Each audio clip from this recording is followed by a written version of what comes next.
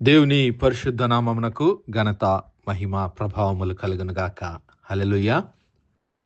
మీ అందరికీ ఈ నూతన సంవత్సర శుభాకాంక్షలతో అనుదిన బైబిల్ వర్తమానములకు మీ అందరినీ ప్రేమతో ఆహ్వానిస్తున్నాను. ప్రియులారా, 2025వ సంవత్సరము దేవుడు తన మహాకృప చేత, తన కృపా బాహుల్యం చేత మరొకసారి తన యొక్క ప్రేమను, తన యొక్క కృపను, తన యొక్క సన్నిధిని అనుభవించడానికి సజీవ లెక్కలో మనల్ని ఉంచాడు. అందును బట్టి దేవాది దేవునికి మహిమ, ఘనత, ప్రభావములు చెల్లిస్తున్నాను. ప్రియులారా, మరి ఈ నూతన సంవత్సరంలో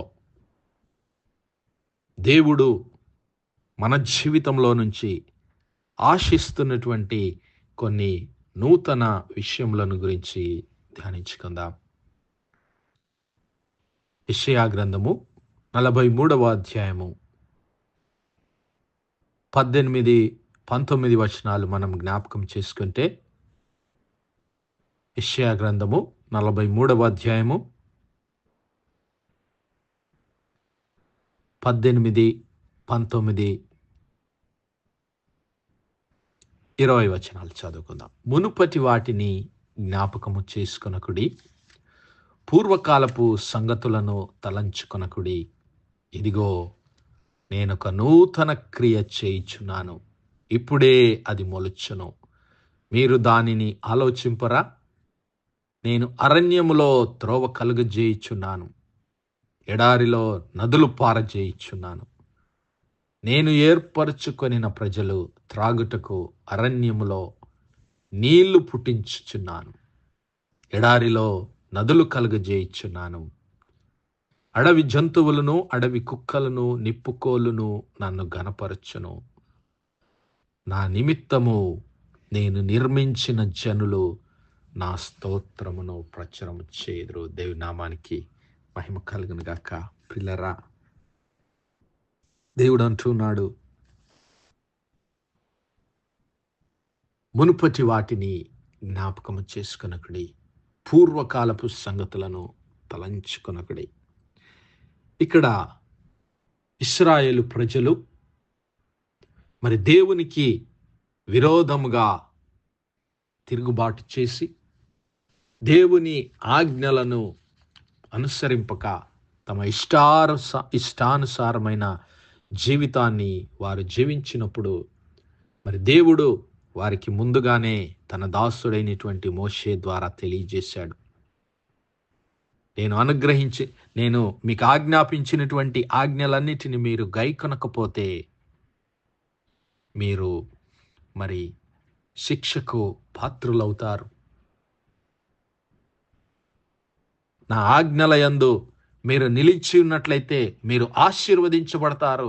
నా ఆజ్ఞలను విడిచి వెళితే మరి మీరు శాపమునకు గురవుతారు, కోపమునకు గురవుతారు, తీర్పునకు గురవుతారని దేవుడు చెప్పిన మాటను వారు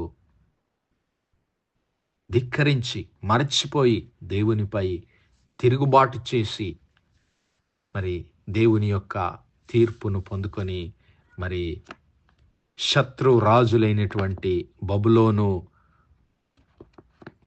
అధికారుల క్రింద, బబులోను రాజ్యంలోనికి బానిసలుగా కొనిపోబడ్డారు. అయితే దేవుడు వారికి ఒక నూతన నిరీక్షణ అనుగ్రహిస్తూ ఉన్నాడు. ఒక నూతన వాగ్దానము దేవుడు వారికి అనుగ్రహించాడు. మునుపటి వాటిని జ్ఞాపకం చేసుకొనకుడి, పూర్వకాలపు సంగతులను తలంచుకొనకుడి అంటున్నాడు. దేవుడు తన ప్రేమ చేత, తన కృపా బాహుల్యము చేత వారి క్రియలన్నిటినీ, వారి పాపములన్నిటినీ, వారి తిరుగుబాటునంతటిని, వారి దోషములన్నిటినీ దేవుడు క్షమించి వేస్తున్నాడు. క్షమించి వేయడమే కాదు, ఇదిగో వారి కొరకు ఒక నూతన కార్యాన్ని చేస్తూ ఉన్నాడు. హల్లెలూయా. ఇదిగో నేనొక నూతన క్రియ చేయుచున్నాను. హల్లెలూయా. నూతనమైనటువంటిది మన జీవితంలో అందరికీ, అందరి జీవితాల్లో అది సంతోషాన్ని కలిగించేటటువంటిదిగా ఉంటున్నది. క్రొత్త గృహమును కట్టుకున్నప్పుడు, నూతన గృహమును మనము నిర్మించుకున్నప్పుడు ఎంతో ఆనందంతో గృహ ప్రవేశము మనం చేస్తాం. నూతన ఆత్మను నీవు నేను పొందుకున్నప్పుడు, దేవుని పరిశుద్ధాత్మ చేత, నూతన ఆత్మ చేత నీవు నేను నింపబడినప్పుడు, నూతన అభిషేకాన్ని నీవు నేను పొందుకున్నప్పుడు, ఆ సంతోషము, ఆ ఆనందము, ఆ సమాధానము, ఆ యొక్క ఆత్మ బలము అది వర్ణించరానిది. యేసయ్య అనుగ్రహించేటటువంటి ఆ సంతోషము, ఆ సమాధానము, ఆయన సన్నిధి, ఆ నూతన జన్మ అనుభవము, ఆ నూతన ఆత్మను పొందుకున్నటువంటి అనుభవం, నూతన అభిషేకాన్ని పొందుకున్నటువంటి అనుభవము, అది ఎంతో సంతోషము, ఆనందము కలిగించేదిగా ఉంటుంది.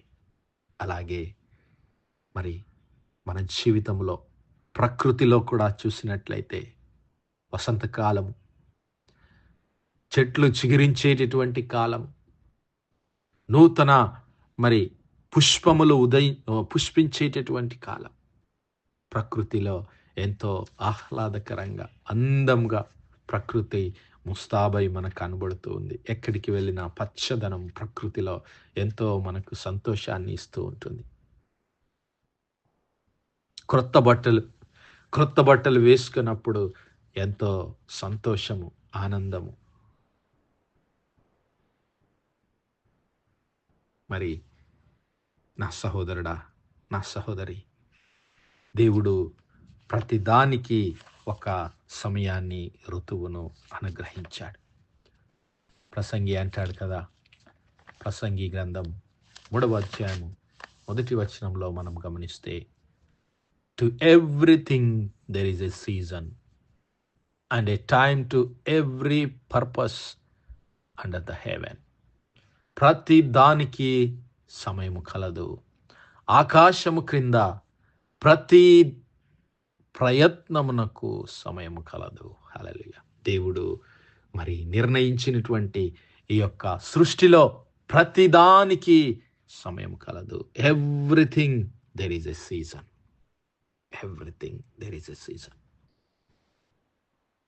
వర్షాకాలము, వేసవి కాలము, శీతాకాలం, ఋతువులు మారుతూ ఉన్నాయి. మరి సంతోషముగా ఉండే సమయం కొంత అయితే, దుఃఖంతో ఉండే సమయం కొంత జీవితంలో.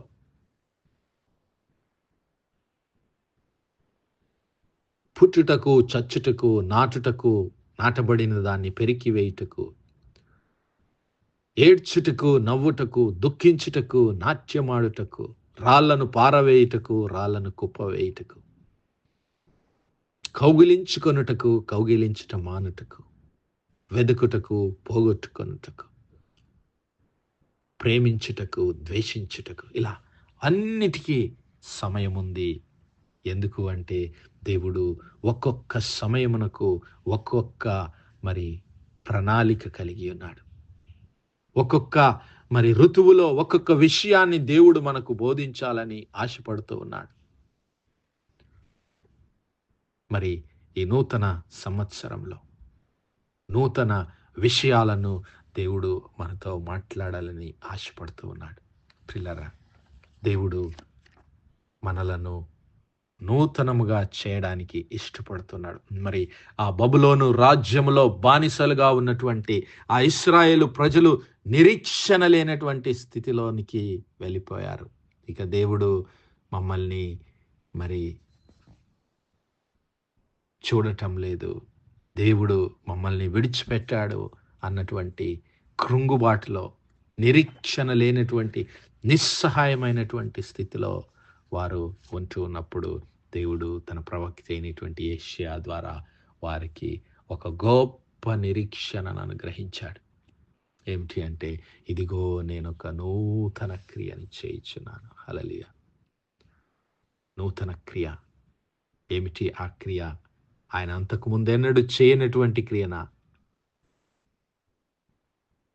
కాదు. కానీ ప్రియులారా, ఆయన అంతకు ముందే వారిని పిలుచుకున్నాడు. కానీ వారు ఆయన మాటలు ఆలకించక వారు ఆయనపై తిరుగుబాటు చేశారు. అయినప్పటికీ దేవుడు మరి యొక్క అవకాశాన్ని వారి జీవితంలో అనుగ్రహిస్తున్నాడు. నూతన క్రియను నేను మీ కొరకు చేస్తూ ఉన్నాను. ఇప్పుడే అది మొలుచును, మీరు దాన్ని ఆలోచింపరా. నేను అరణ్యములో త్రోవ కలుగజేయుచున్నాను, ఎడారిలో నదులు పారజేయుచున్నాను. అరణ్యము వలె మారిపోయింది ఆ ఇశ్రాయేలు ప్రజల జీవితం. ఎడారి వలె మారిపోయింది. ఎటు వెళ్ళాలో వారికి తెలియదు. వారి జీవితంలో ఏమి జరుగుతుందో తెలియనటువంటి స్థితి. అయితే దేవుడు తానే ఒక మార్గాన్ని వారి కొరకు సిద్ధపరిచాడు. హల్లెలూయా. ఒక నూతన క్రియను వారి కొరకు సిద్ధపరిచాడు. అదే వారి రక్షణ. హల్లెలూయా. ఇశ్రాయేలు రక్షణ. మరి కేవలము ఆ రక్షణ ఇశ్రాయేలుకు మాత్రమే పరిమితమా? కాదు నా సహోదరుడా, నా సహోదరి. అది లోకమంతటికి కలగబోయేటటువంటి రక్షణ. ఇదిగో ఏ భేదము లేదు. అందరూ పాపం చేసి దేవుడు అనుగ్రహించి మహిమను పొందలేకపోతూ ఉన్నారు. అందరూ ఈరోజు దేవునికి వ్యతిరేకంగా మరి దేవునిపై తిరుగుబాటు చేస్తూనే ఉన్నారు. దేవుని ఆజ్ఞలను విడిచిపెట్టి ఈరోజు తమ ఇష్టానుసారమైన జీవితాన్ని జీవిస్తున్నవారు, నిరీక్షణ లేనటువంటి స్థితిలో ఉన్నవారు, ఇదిగో మరి దేవుడు మరి యొక్క అవకాశాన్ని మనకు అనుగ్రహిస్తున్నాడు. ఆయన అంటున్నాడు, ఇదిగో నేను ఒక నూతన క్రియను చేస్తూ ఉన్నాను. మునుపటి సంగతులను ఇక మీరు జ్ఞాపకం చేసుకోవద్దు. 2024 సంవత్సరంలో నా సహోదరుడా, నా సహోదరి, నీవు దేవుని చిత్తమునకు వ్యతిరేకంగా దేవునిపై చేసిన తిరుగుబాటునంతటిని దేవుడు క్షమించి వేస్తున్నాడు. తన ప్రేమ చేత, తన ప్రియ కుమారుడైనటువంటి క్రీస్తు ప్రభుల వారి పరిశుద్ధ రక్తం చేత నిన్ను శుద్ధీకరించి మరి నీకు ఒక నూతన హృదయాన్ని, ఒక నూతన ఆరంభాన్ని, ఒక నూతన అభిషేకాన్ని, తన నూతన ఆత్మను దేవుడు అనుగ్రహించాలని, దేవుడు ఆ కార్యాన్ని నీ జీవితంలో జరిగించాలని ఆశపడుతూ ఉన్నాడు. అయితే ఆలోచిస్తున్నావా? నువ్వు ఈరోజు నీవు ఆలోచిస్తున్నావా?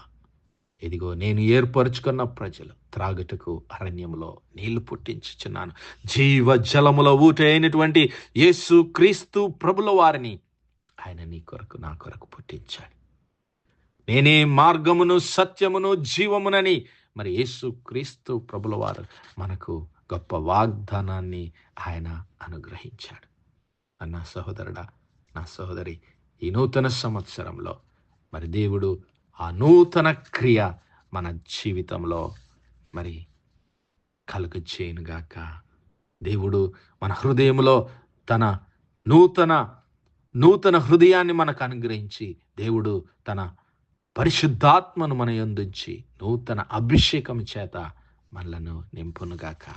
దేవుడు నూతన మార్గములను మన కొరకు ఈ నూతన సంవత్సరంలో తెరచునుగాక. హల్లెలూయా. నిరాశ లేక, నిరీక్షణ లేక జీవిస్తున్నావేమో, దేవుడు ఇప్పుడే నీ జీవితంలో అద్భుతాలు మరి రాబోతున్నటువంటి ఈ యొక్క నూతన సంవత్సరంలో దేవుడు నీ కొరకు అనేకమైనటువంటి అద్భుత కార్యములను సిద్ధపరుస్తుండగా మరి యేసయ్యను మన హృదయంలో చేర్చుకొని ఆయన వైపు తిరుగుదాం. ఈ నూతన సంవత్సరంలో దేవుని ఆత్మను పొందుకొని, నూతన ఆత్మ చేత అభిషేకించబడి నూతన కార్యములను, దేవుని అద్భుతములను, ఆశీర్వాదాలను పొందుకుందాం. అతి కృప, అతి ధన్యత దేవుడు మనందరి జీవితాల్లో దయచేయనుగాక. ఆమేన్, ఆమేన్, ఆమేన్. ప్రార్థించుకుందాం. హల్లెలూయా, హల్లెలూయా, హల్లెలూయా, హల్లెలూయా. స్తోత్రం, స్తోత్రం, స్తోత్రములు తండ్రి. అత్యంత కృపాభరితుడవు, అత్యున్నత సింహాసనంపై ఆసీనుడవైన మా ప్రియ పరలోకపు తండ్రి, జీవము కలిగిన మా దేవ, సైన్యములకు అధిపతివగు మా యెహోవా తండ్రి, కృపా కనికరములు గల మా ప్రభువా, 2024 సంవత్సరము ఆది నుంచి మొదలుకొని ప్రభువా అంత మట్టుకు మీ కృపలో భద్రపరిచి ఈ 2025 సంవత్సరంలో మరొకసారి మీ ప్రియ కుమారుడు మా ప్రభువైన యేసు క్రీస్తుల వారి పరిశుద్ధ నామములో దేవా, మీ కృపా సన్నిధానంలో, మీ కృపా సింహాసనం యొద్ద ప్రార్థించడానికి సజీవ లెక్కలించిన తండ్రి, మీకే స్తుతులు, స్తోత్రాలయ. మీ యొక్క పరిశుద్ధాత్మ సహాయం, నడిపింపు, ఆదరణ, సహవాసాన్ని బట్టి మీకే స్తుతులు, స్తోత్రాలు చెల్లిస్తున్నాం. అవును తండ్రి, మునుపటి సంగతులను మేము జ్ఞాపకం చేసుకొనక ఇదిగో నూతన ఆత్మ చేత మేము నింపబడి, నూతన అభిషేకాన్ని మేము పొందుకొని ప్రభువా, ఇదిగో నూతన జీవితము మీ కొరకు జీవించడానికి, నూతన ఆశీర్వాదాలు మేము పొందుకొని మీ సాక్షులుగా ఈ 2025వ సంవత్సరంలో మీ సన్నిధానంలో మహిమగల సాక్షులంగా నిలబడే కృప మాలో ప్రతి ఒక్కరికి దయచేయమని సమస్త మహిమ ఘనత ప్రభావాలు మీకే చెల్లిస్తూ మా ప్రభును మీ ప్రియకుమారుడు మా రక్షకుడైన యేసయ్య పరిశుద్ధ నామమున అడిగి వేడుకుంటున్నాం మా పరమ తండ్రి. Amen, amen, amen. God bless you all. Praise the Lord. Shalom.